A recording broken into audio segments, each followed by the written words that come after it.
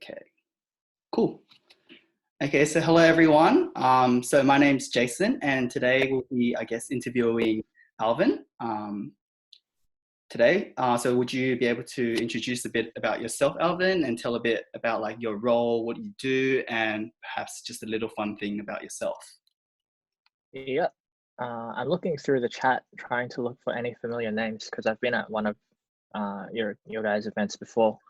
But Mhm. my name's Alvin. For those that haven't met me, I did a software engineering degree at UNSW, and currently I'm a UX designer at Deloitte Digital. I've been there for about eight or 9 months, and currently working in the public sector. Before coronavirus started, I was traveling between Canberra and here. Yeah, Sorry guys. fun fact, Awesome. everything good, Jason? I'm just checking. Someone has a muted their thing, so I'm just going to mute it. Oh, that's okay. Yeah, fun fact about me, I'm eating Uber Eats a lot more now that I'm staying home. Awesome, awesome. So I guess we're now just going to go into a little bit of an icebreaker. So just a little fun question about you. I guess, can you just tell if you had like a favorite app, what would it be and why is that? Yeah, oh, I already mentioned it. So on my phone, it's probably Uber Eats Yeah. right now. It's so useful and they've been pretty quick to implement their changes, their like new features in response to coronavirus. There's a feature where when you're placing an order now, you can click a button and it means that they don't knock on your door anymore. They just leave it at the steps and then go. So I think that's pretty quick. It's agile development. But I think on my Mac, I think Zoom is probably up there as a favorite. It's so much better than Skype is what I've found for our daily stand-up meetings. But I'm also interested in learning using Netflix Party. That one looks really simple, but really cool. Awesome, awesome. Well, thank you for sharing that little information about yourself. For everyone else, right now I'm just going to perhaps just post the attendance form. If you guys could complete that, I'll remind you guys at the end as well. Oh, that'll be great. I'll just put that in the chat. Just make sure you guys fill it out. Okay, so moving on, Alvin, just another fun question, but this time it's a bit more related to, I guess, the digital technology and the digital industry. If you were to solve any, I guess, current problem right now, what would it be? Any type of digital problem, up to you. I guess, well, it has to be about coronavirus, right? Given the current climate situation. Broadly speaking, the problem you would probably try to solve for is replicating in-person communication and collaboration online. But I think if I'm getting more specific, as a designer, when we were working together in the same room, we had a single whiteboard and we could all collaborate at the same time. Mm-hmm. But now doing it online, there are virtual whiteboards like Miro might come to mind, or Figma's collaboration capabilities, but there's no actual like pure whiteboard where it's just your screen is a whiteboard and then people can draw and you can see other people drawing at the same time. Okay. Yeah. Cool. Interesting. So now we're probably going to move on to more, I guess, of questions about your role and the company you work at, which is Deloitte. So the first question for that would have to be, I guess, why did you choose to work at Deloitte? Yeah. They offered me my first position. So I was in like my third year of uni, wasn't too sure what I was going to do. And I applied for one thing, that was an internship at Deloitte as a UX designer. They accepted me. And I guess ever since then, I just learned more about the firm and the culture, and I bought into it. And eventually, after the internship, they told me they wanted me back. So I came back, and then I think what I've realized since then is that the firm, the people I work with support me. I would say at this point, they really, they're invested in me. They believe in me. Mm-hmm. And I think that's one of the driving factors of why I've stuck around and why I think I will stick around for quite a long time.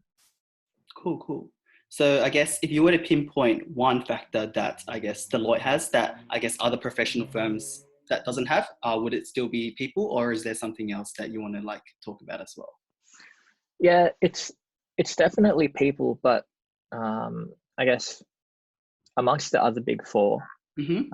Deloitte is pretty well known as the top for digital capabilities.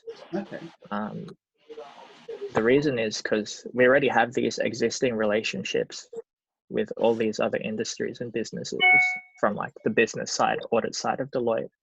But then, you know, when you take those relationships and apply a digital lens to it and say to your clients, hey, like you have this problem, but we have a digital branch that can actually solve it in this way. So I think it really opens a lot of opportunities for us. virtual career series with someone from Deloitte. Sorry. Sorry. Yeah. No, you're good. All good. All good. Cool, cool, awesome. So you've mentioned that you've worked in Deloitte as, I guess, a UX designer for a while now. Just, I guess, following from that, what made you choose UX from the first place? So why UX? Yeah, good question. And I've answered it before at the other event. Mm-hmm. But I guess I did a software engineering degree for 4.5 years. And I would say halfway through it, I sort of realized I didn't want to be developing, I guess, for the rest of my life for a career. So I was starting to look to other paths that I could take. And I wasn't very clear on what I wanted to do coming out of uni. I guess I was just very fortunate that when I did my internship, I actually went in as a front-end developer. Okay. But what that allowed me to do was look at all the other teams that the front-end developers were working with. Yep. And eventually I saw them working with the UX team. And I just said to my coach at Deloitte, hey, I want to try UX. And he was like, okay. So I spent a month doing UX stuff, sitting with the UX team. And I ended up just working with them for most of my internship. So yeah, I think that was the path I took to get into UX. Awesome. So what do you think, what's like, what is one of, like, what value do you see from UX since you've worked there for quite a while? If you were to pinpoint the most valuable thing you learned from UX, what would it be? Yeah, I guess you obviously have to talk to a lot of people. What I notice is that if you're working on a project, you're at the center of it, collaborating with all these different roles, people from different teams. And because you're doing that, I think what it I guess forces you to do is be more open-minded. I can come up with any design, but if I don't show it to people and get their approval and their input, then it doesn't really count. So when I'm designing now, I really have to think about it from not just my client's perspective, but also a developer's perspective, a visual designer's perspective. And then I guess what that has done for me is opened me up to different ways of thinking. Okay, interesting, nice, cool. Okay, so if it's okay, could you, I guess, briefly outline, I know you've already done a bit before, but if you could like outline what your role entails, and could you like, I guess, describe it through an example project that you've done in the past, or like something you worked on, that'll be awesome. Yeah, this could take a while, but I can't talk about my current project because it's a government one, but I can talk about one I did last year, which was Vodafone. We were uplifting their eShop and sort of changing the backend that their platform ran on. And what that meant was we had to redesign the current e-store. So people that buy phones and then buy a plan online, and the process they go through to do that. I'll sort of do it from start to finish, the process. Basically, if I'm UX, then I can be there for the whole duration of the project. At the start, you have experienced designers that I'll collaborate with. Basically, what they do is the strategy. of the product that we're building. They're more high level thinkers. And I draw on those insights to inform, I guess, the designs and the product roadmap that we're going to eventually build and design for. So that takes a good 1 or 2 sprints, but then from there you start to design. And I would say in this design period where you're executing, you're going to work with visual designers.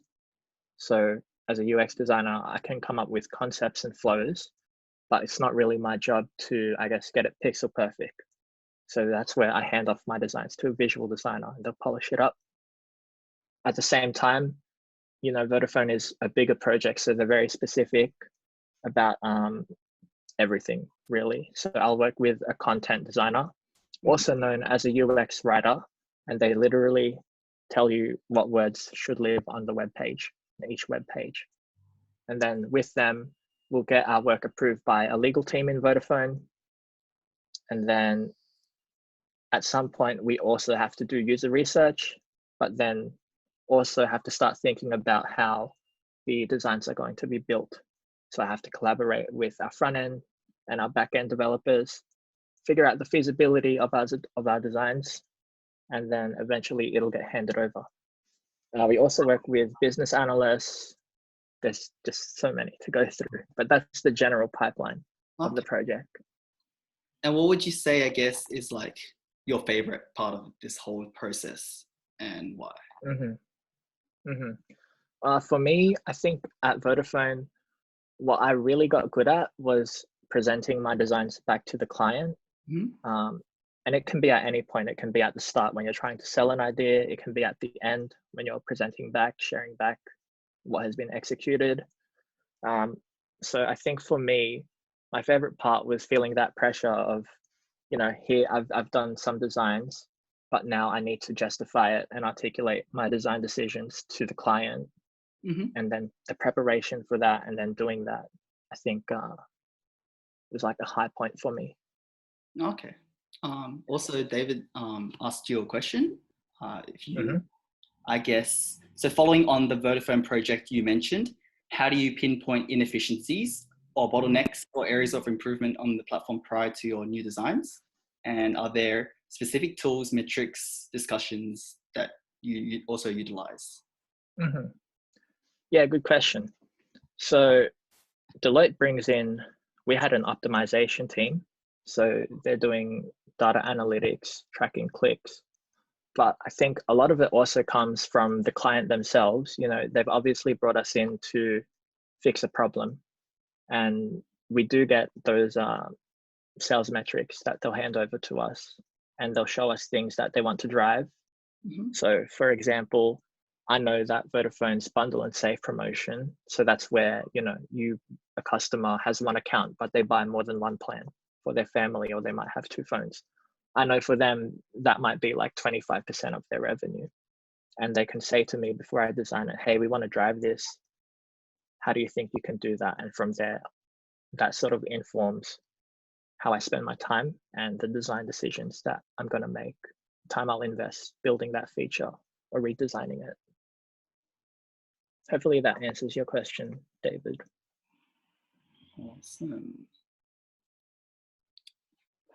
Awesome. So now I guess we're going to move on to, I think, questions that I guess some university students or like students that are interested in UX would, I guess, be curious about.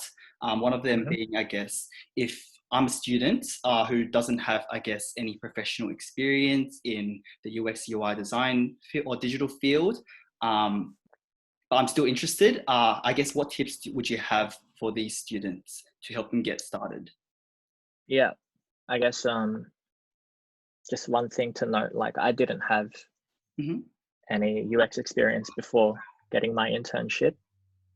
So I guess tips was, don't be scared of it, firstly, just go for it.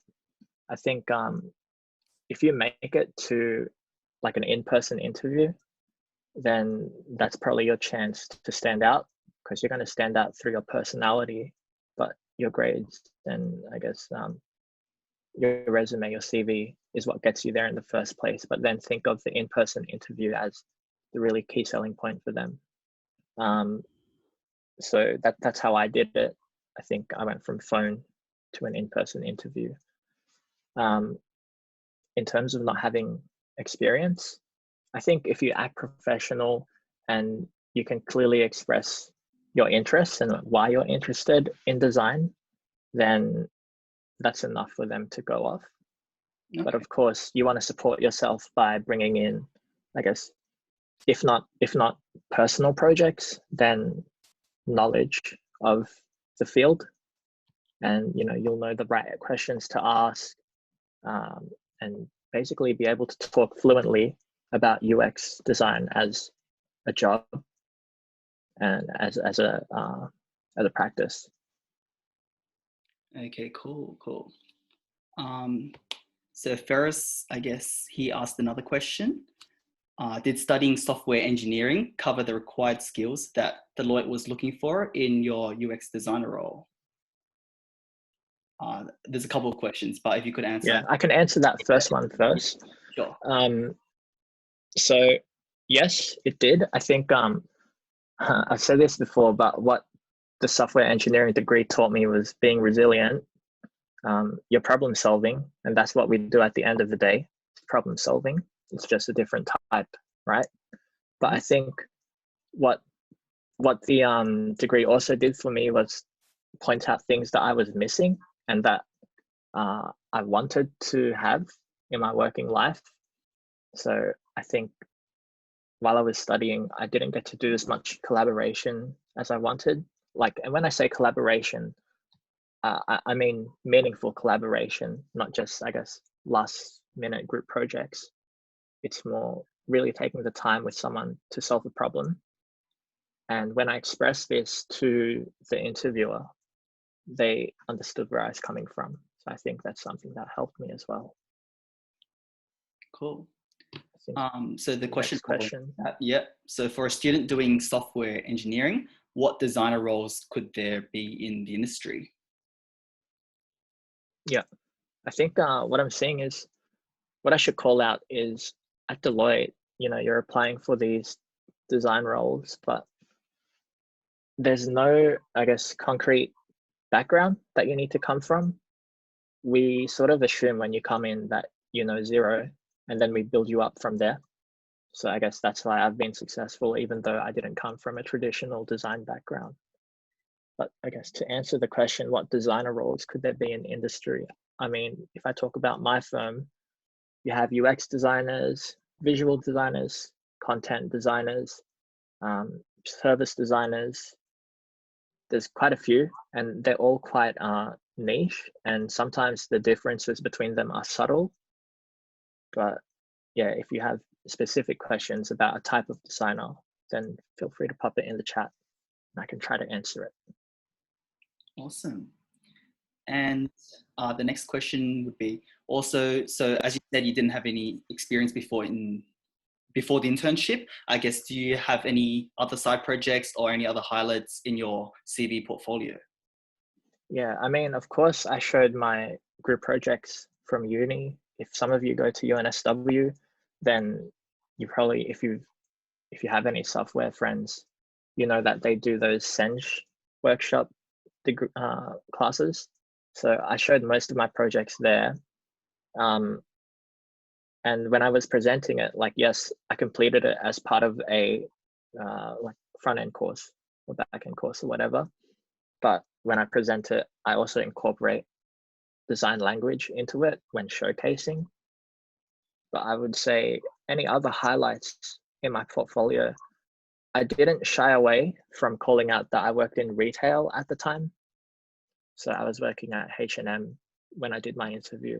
And I think talking about that, and I guess the life experience you gain from working in retail, is something that they favor in the interview as well. Mm-hmm. So do you have any tips, I guess, with building a good CV or portfolio? So what should you include? What shouldn't you include, and stuff like that, I guess? Yeah. I guess my approach was to keep it very structured. Mm-hmm. So and it's pretty obvious, right? You have your introduction, and then I guess your background, and then projects. But I think what also helped me, I knew someone from in the firm, and I just sent my CV to them first, and I was like, hey, can you check it? Actually, they offered to check it for me, so I sent it to them first, and they proofread it. So I think that helps, getting someone to proofread it. Mm-hmm. Even better if they're from the company you're applying to. Mm-hmm. Did you have to do a separate, did you have to provide a separate portfolio because you're a UX designer, like in terms of like providing your works and everything? No, I didn't. I just, I just presented it as normal. Okay, awesome. Yeah. So if everyone have any other questions, just feel free to type them in the chat, and Alvin will be more than happy to answer them. Yeah. I guess, yeah. Feel free to ask it over voice chat as well if you want. Yeah, if you guys have a long question, just feel free to unmute yourself and ask. So in the meantime, I guess I'll just ask a bit more that I have down already. You've mentioned that you've gone through a lot of like internship processes and like interview processes. I know that getting this role, you have to go through a lot of stages. So I guess what advice do you have for students in terms of like what Deloitte would look for, and how would you stand out as an individual? Because there would be a lot of people applying for this role. So what advice would you give to these students that want to apply? Yeah, I mean, as I said before, like your CV and whatever achievements you put on it is what will get you to an in-person interview, or maybe an assessment center, right? So anything that has face-to-face contact. But once you're in that situation where you're meeting someone in person from the firm, I think that's when you get to really separate yourself from the rest of the cohort, because that's where you can show your personality. And I think that's what they're looking for. They're looking for a culture fit. And once they know that, you know, you've been through uni and learned all this stuff and you have the hard skills, they want to start to see those soft skills out of you as well. Yeah. Awesome. So Anthony, he asks, I guess, what is the most difficult thing about being a UX designer? Yeah. I would say there are times when I feel like I've solved something and I'm on the right path, but we will get stuck. And it's not because, you know, the answer is wrong or anything. It's just because the right people haven't seen a design yet. And as I said, you know, as a UX designer, you probably need to be the most patient person in the room, because you need everyone's approval before you proceed. Definitely. If you don't get someone's approval and you just pretend as if you have it, eventually they're going to come back and say, hey, why is something this way? And you know, that brings you into design debt. Eventually you're going to have to address that and go back to a previous design and change it to suit, you know, whatever they were calling out. And changing one thing means you change a whole lot of other things in the project too. So I think that's an issue that I have ran into previously. Yeah. Awesome. David asks, how do you personally tackle the learning curve coming into this role, and what resources did you use or would you recommend using? Yeah, good question.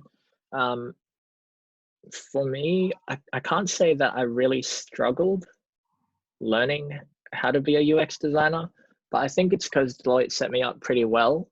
I think a common thing that we do, that new starters will do at the firm, they'll set up like a 30-minute coffee catch up with someone senior in their team. And they just use that 30 minutes to get to know them, but also get to know about the role. So I did that quite a lot when I first joined. And I think talking to all these people that were experts in the field, it sort of accelerates you and you get upskilled pretty quickly. Yeah. Okay. Do you have any specific, I guess, resources that you use at the moment, or like when you in your role as well? I think, I mean, I could point you guys to a bunch of different resources like the IBM design thinking pamphlet, but I think like a more practical piece of advice is when you're using an app or something on your computer, think about it critically, you know, why something is good and why something is bad. Yeah. Like what I've started to do, what I found myself doing, like Instagram would throw an update out and I wouldn't know, but one day I'll log in and I'll see that they've swapped like the messages button from the top right and brought it into the footer. And I'll say to myself, well, why'd they do that? What are they trying to drive? Do I like this change? Do I not like the change? I didn't like the change. But asking these sort of questions, I think it really starts to put a UX lens over the products that you use. Mm. And I think it's a good way to stay conscious. Okay, awesome. Thank you. So the next question following from that, David asks, so a little bit off topic, but what is the difference between software engineering and computer science, and are the job opportunities going to be any different? Yeah, I asked this question a lot when I was in uni too. And what I've seen from like my cohort going out into industry, the jobs are pretty much the same. The opportunity is pretty much the same. I think the difference between the two degrees, I think software engineering, it's longer, first of all, but also I think they emphasize collaborative work a bit more. You have a lot more group projects too. So I think that's the difference between the two, just in my personal experience. Not to say that computer science students can't collaborate. I think, you know, I don't really think there's a difference between the two degrees. Okay. So Matthew asks, I guess this is more tailored towards first years. Is there any advice for them to prepare for internships for later years? Yeah, don't wait till the later years. Apply now. There's no problem like in applying now. That's true. I know some people call out like we want penultimate students, but when I applied for my internship, I wasn't a penultimate student, so I still got it. It didn't really matter.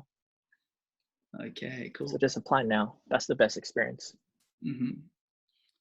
So Zenny asks, hi Alvin, hope you're doing well. Do you have any tips for interview and assessment preparation? So Yeah. I covered a bit of that, but could you like, I guess, be more specific towards these two aspects, I guess? Yeah. Hey Zenny, I remember you.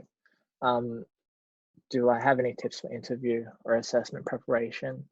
I would say try to practice as much as you can, you know, even if it's a mock interview with one of your mates, or even better if you can get someone from industry to, I guess, do that process with you, then that would be great.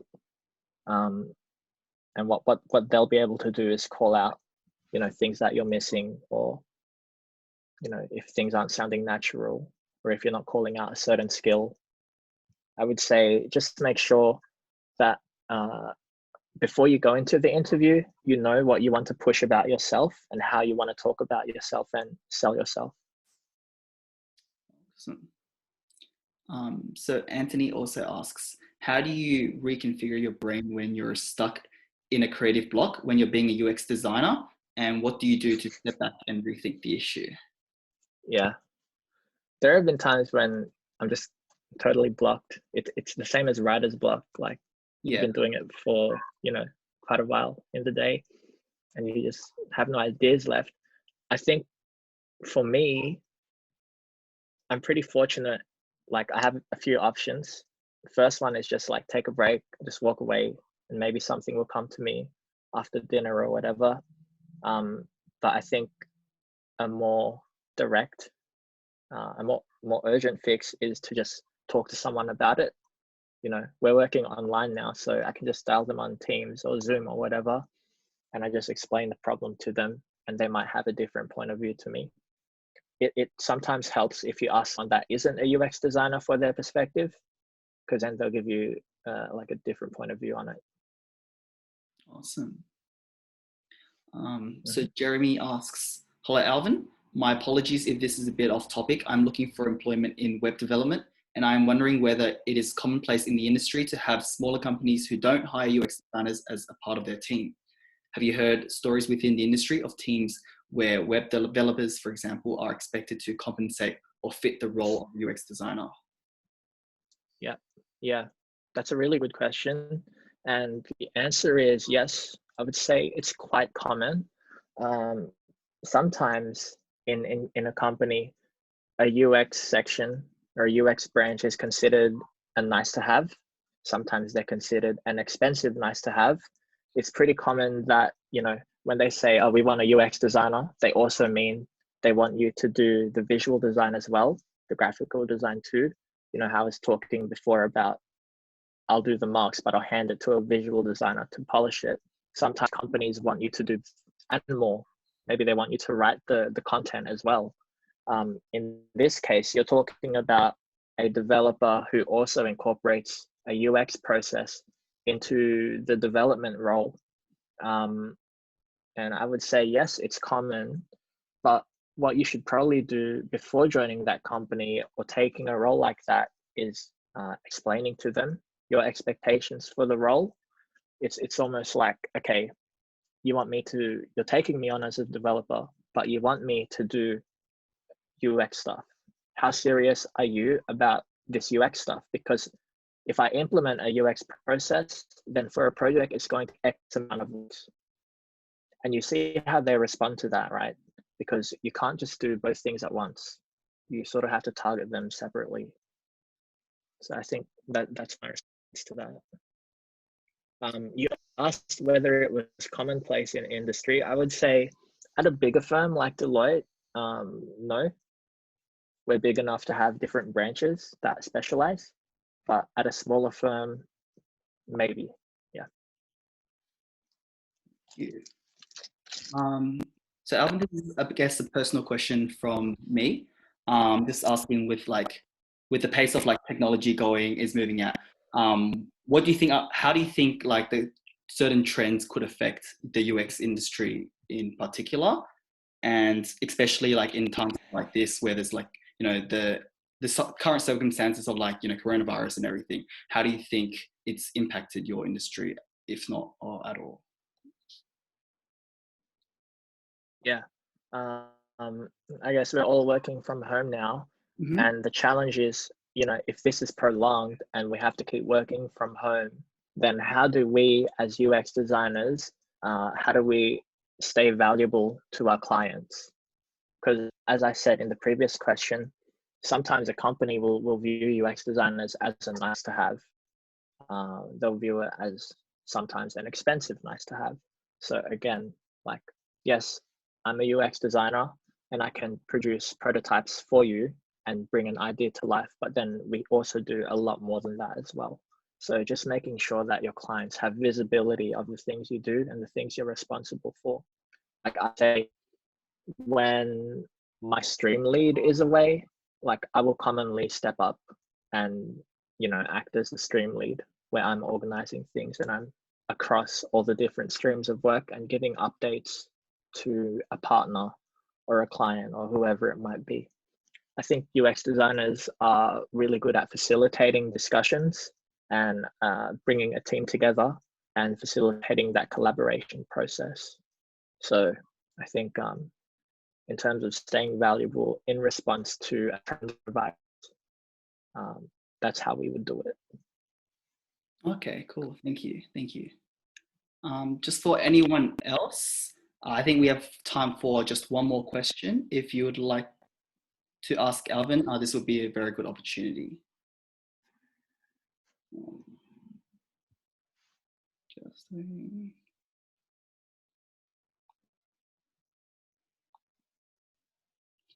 Okay, so Daniel asks, do you think the skills of a UX designer is transferable to many other roles? If so, what are some other possible roles you can pursue with these skills? Yeah, I think we talked about this, Jasen, before the thing formally started. But I would say as a UX designer, you're really heavy on skills like collaboration, communication, design thinking, and then facilitating this design thinking amongst your team to problem solve. In terms of possible roles, I think there's a bunch of places you can go. Any design related role, you can probably fit that mold. But also what I was saying before, a lot of the senior people in my firm, so project leads, partners, product managers, delivery leads, a lot of them start as UX designers and they evolve into these senior roles. I can't really say why that happens or why I think that is, but trend I see. And when you ask, are the skills of UX designer transferable? I would say yes. Again, like as a UX designer, you're probably going to wear many hats on a project. So I think that's just testament to the skills being transferable. Awesome. Thank you very much, Alvin, for answering the question and taking the time to come here. To everyone, no problem.